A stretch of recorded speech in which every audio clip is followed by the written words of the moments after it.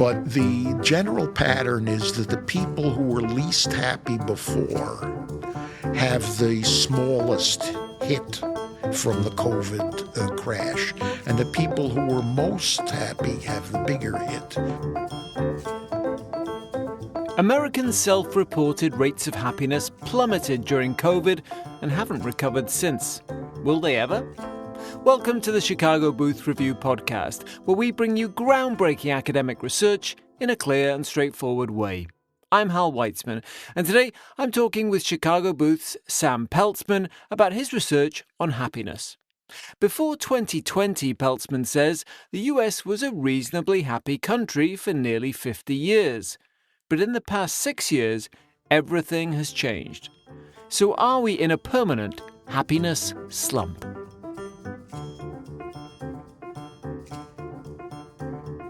Sam Peltzman, welcome back to the Chicago Booth Review podcast. It's my pleasure. Great to have you back. So we're going to talk about happiness, and not in a good way either, because you have a happiness crash that you've charted starting in 2020. What's a happiness crash? We have a continual series of data going back to the early 1970s in which a random sample of the population is asked exactly the same question. Are you happy? Are you okay? Or are you sad? Just to be short about it. And I then just take the difference between the people who say they're happy and the people who say they're sad. That's always been a positive number. When you say always, how far back? 50 years. I don't have. We have a little data before then, and it's comparable. But this is back to the early 70s. Early 70s, yes. Remember the exact same question. That's important because the stakes in answering aren't all that great. So you're getting an attitudinal kind of read on a random sample of the population and over and over again. They ask them once a year, or how often do they ask? It's asked. The sample is once every year at the beginning, every 2 years these days. It got disrupted by COVID in a big way, which we might get to, but it's exactly the same question. And it's always a random sample of the population. So you're getting a read on attitudes, which has some history to it. And it's always been positive. 20 more people say they're very happy compared to this sad. It went down a little bit in the early 2000s, so maybe by the time we're at 2018, which is the last survey before COVID hits, we're at 18, 19, something like that. COVID comes here, and they couldn't do a survey, but they did one the next year, and it drops to unprecedented negative. It becomes negative in 1 year. You never had changes more than 5-6 points in that from year to year. Now you got 20. That's understandable. COVID was a big shock to our social and political and cultural system. What's striking is that we now have a couple of surveys that are after COVID. There's one in 2022, which still has a lingering, maybe COVID effect, and 24, which is already passed. And it came up, but not much. On net, the crash persisted, the COVID crash persisted. So we're now 5 instead of 20. That's just unprecedented. And again, it is across the board. You don't see any demographic, except I'm able to identify tiny slices of the demography. But for 95% of the population, there's no real exception. It's across partisanship, it's across age, it's across gender, even race. where the only important exceptions really occur, all crashed and haven't come back. That's the ominous part of it. Well, we'll get to that. But just to remind people, we've had you on the podcast several times talking about your research about the General Social Survey. So this goes back to the early 70s, and this is where they ask people, are you happy? And just remind us, the question is, are you happy or not? Yes, it's phrased differently, but it's not yes or no. It's, are you happy? Are you okay? And are you sad? So you have three choices, and about half the people take the middle, which is kind of what you're being guided to. But again, the important thing is it's exactly the same question. So since the early 1970s. Yeah, which is great for you. So, yes. I mean, for all of us, but for you as a researcher. So does that mean, what's driving this? Is it that fewer people are saying I'm happy, or is it that more people are saying I'm sad? Yeah, it's both. It's both, and equally. Mm-hmm. That's interesting too. There's a little reduction in doubt, the middle one, that can feed in principle into either you go from being okay to either being sad or happy. But the bottom line is fewer people saying they're happy and more people saying they're sad in roughly equal proportions. Okay, but when they go from being happy, they typically go into the middle. Yes. So the middle is an absorbing kind of category. So the middle is swollen? No. That's the point. It's probably the same declined. Number of people. So the people who were on, if you think of them as a cohort, which they're really not, but think of the people who were on the margin of either sad or happy, the ones that were on the margin become sad. Mm-hmm. On that margin, and they're replaced a little bit by people who used to be happy. Mm-hmm. Okay, so as you said, the crash is spread across all demographics, but you did hint that there were some groups that managed to escape the decline. Yes. What were those groups? Yes. So let me back up a little bit. There's a general pattern in the data. It has exceptions, one of which we may get to because it's an important exception.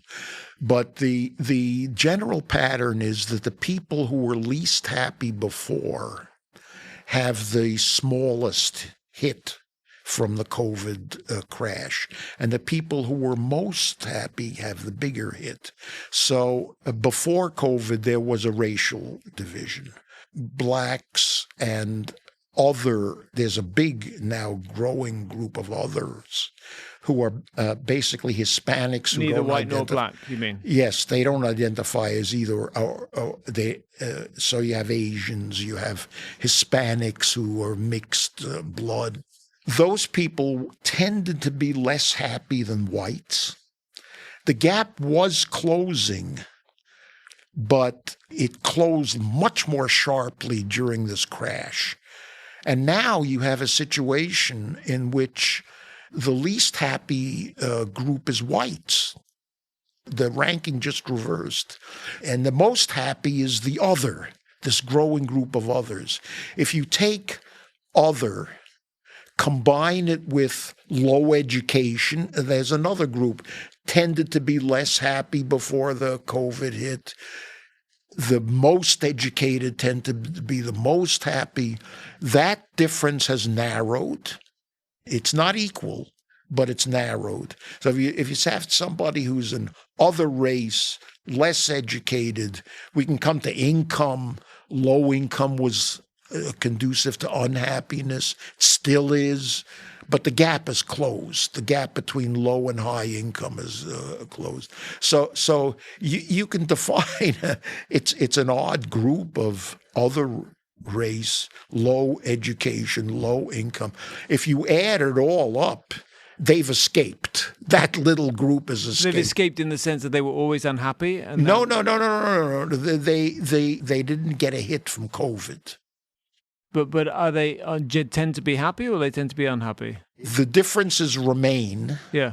they would tend to be less happy. On than average, the they're average. less happy. Yes. Yeah. But when the average drops 20 points They in haven't 1 declined, year, yeah. they haven't declined. So they're still, as that's what I'm saying, they're still as unhappy as they They're, always they're were. unhappy historically compared to their historic, but compared to white, upper income, well educated, Yeah. they're They not, are no more unhappy than they were. no more or less. Yes. Right. Okay. Got it. And so then conversely, the happiest pre-pandemic were people who had high incomes, High were incomes. well educated. Yes. These are exactly the people who did have the big crash, right? They Yes. saw the largest reductions Yes. in happiness. Yes. So just tell us about that. Yes. So it would demographically, the demographic markers would be white people, high income, high education took the biggest hit. Politically, you have an interesting situation where there's a long historical political difference. People on the right tended to be happier than people on the left. The right took the biggest hit. You're talking that 2018 was a Republican, the vile Trump was the Republican, and then you get 2020 and a Democrat comes in. So it's a little bit understandable, but that doesn't explain any big part of this. There was a big closing of the gap on the partisan level.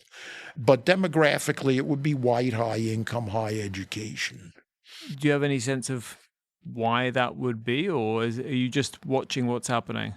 I like to leave the why questions for my younger colleagues who should pursue Well, them. talking This is an underappreciated area for research. Absolutely. Well, I know we have a lot of researchers at Booth who are looking at happiness, but maybe not exactly in this way. So there is a lot of talk, isn't there, about mental health, young people, and we can speculate for hours about the role of social media and all this other stuff. Yes. But, so I'm just wondering. Not in these data. So you're not seeing any of that? No. Well, I exclude the 18 to 25-year-olds because a lot of them are still in school. Mm-hmm. But no, there's no big age difference. Let's say 25 to 35 as opposed to people my age.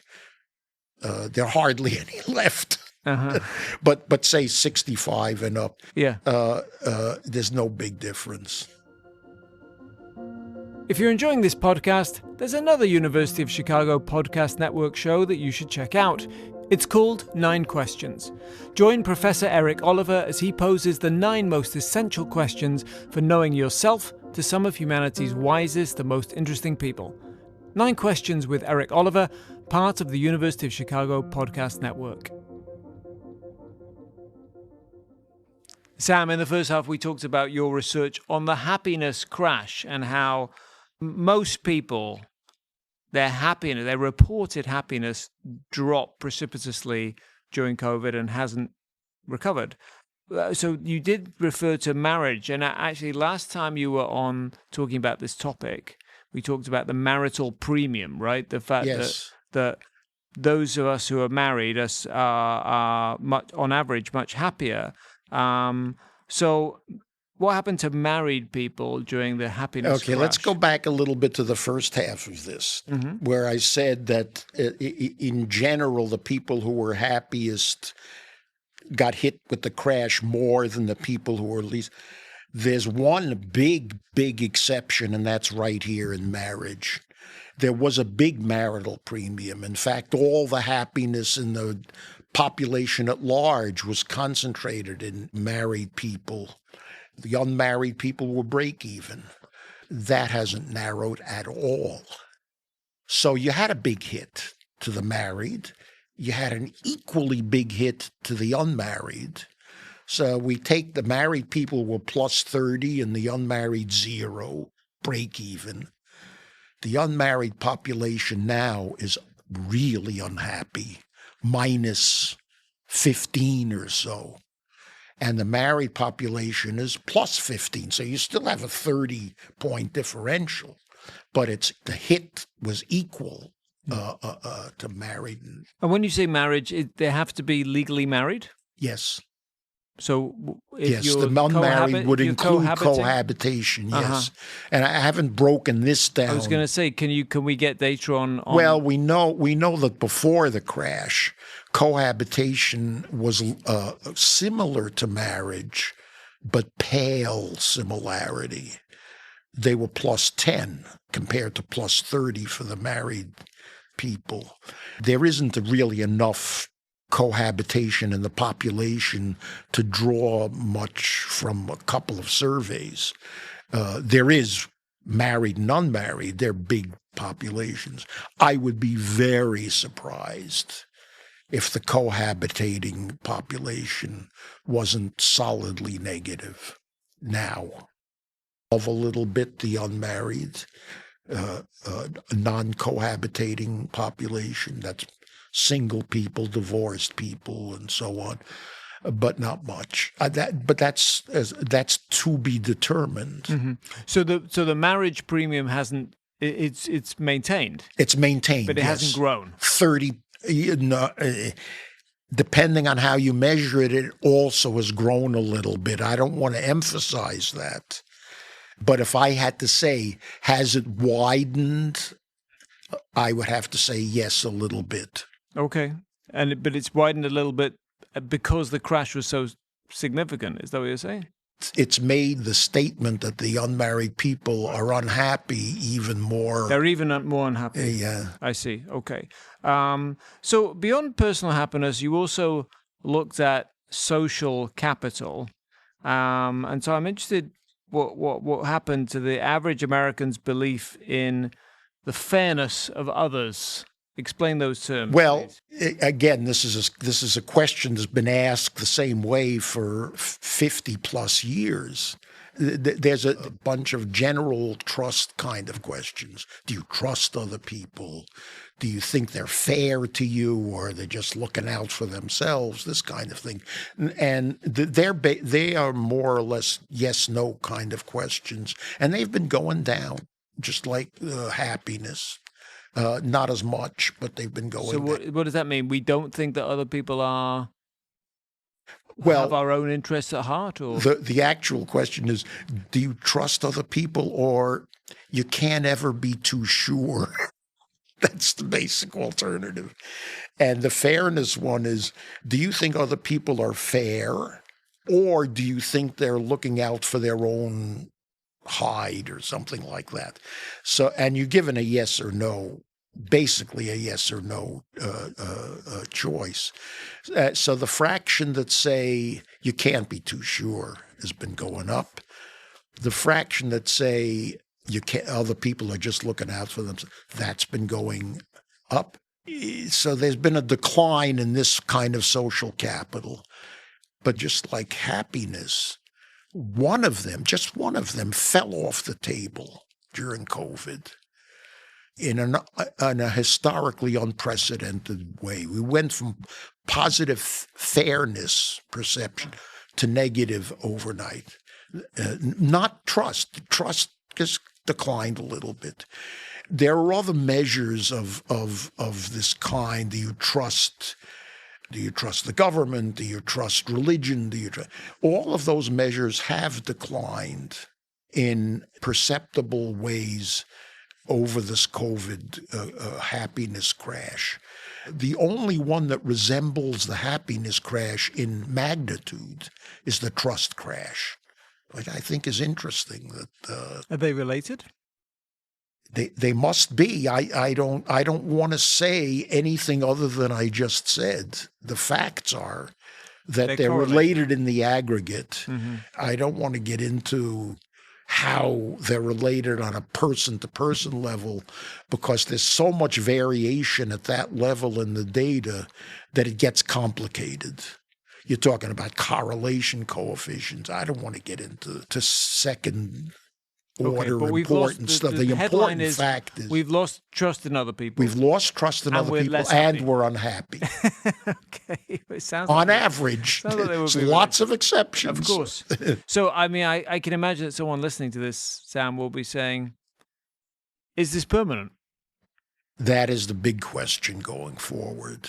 what's striking is that the recovery has been so weak out as far as we can take it, which is 2024. And we got a couple of years. We get they're doing another one. If these numbers do not turn up in some significant way pretty soon, I think you have to say there's been a big change in our society in terms of its social capital, in terms of how connected people feel to themselves and to each other. Who knows what the implications are? They're going to be for your generation, not for mine. Or for the generation after me. Anyway, let's not worry about that right now. Yeah. Thank you. It's been a great conversation anyway. Yeah. So wonderful chatting with you, Sam Peltzman. Thanks again for coming on the Chicago Booth Review podcast. I'm always pleased to do it. That's it for this episode of the Chicago Booth Review podcast, part of the University of Chicago Podcast Network. For more research, analysis, and insights, visit our website at chicagobooth.edu/review. When you're there, sign up for our weekly newsletter so you never miss the latest in business-focused academic research. This episode was produced by Josh Stunkel. If you enjoyed it, please subscribe and please do leave us a 5-star review. Until next time, I'm Hal Weitzman. Thanks for listening.